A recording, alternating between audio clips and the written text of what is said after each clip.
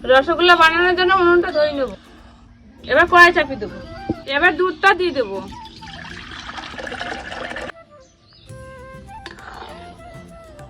দুধটা এবার নামিয়ে নেব। দুধটা একটু ঠান্ডা হয়ে গেছে, এবার ভিনেগার দিয়ে দেবো। এবার ছানাটা ছেঁকে নেব।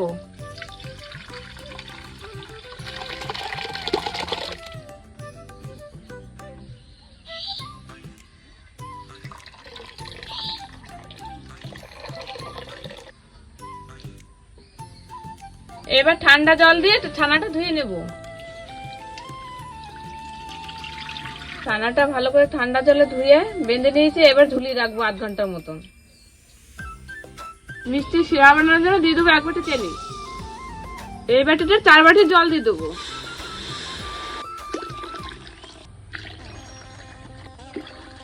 দুটো এলাচ দিয়ে দেবো।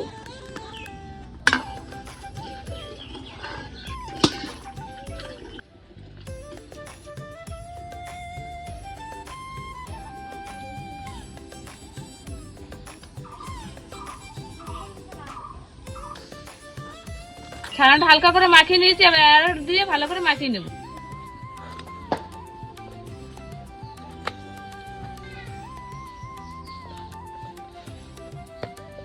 এবার রসগোল্লার শেপ দিয়ে নেব।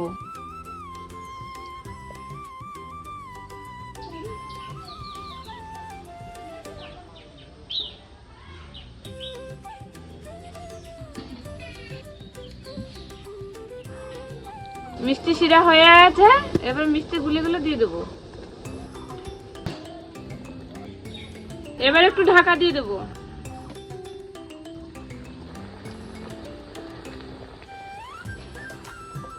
মিষ্টিটা হয়ে গেছে। এবার হালকা সাদা জল দিয়ে দেবো।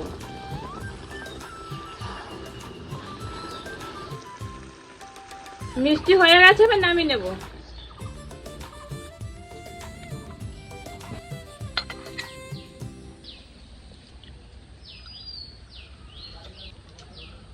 বন্ধুরা মিষ্টিটা দেখো ভিতরে কত সুন্দর নরম হয়েছে। খেতে দোকানের চেয়ে খুব ভালো হয়েছে।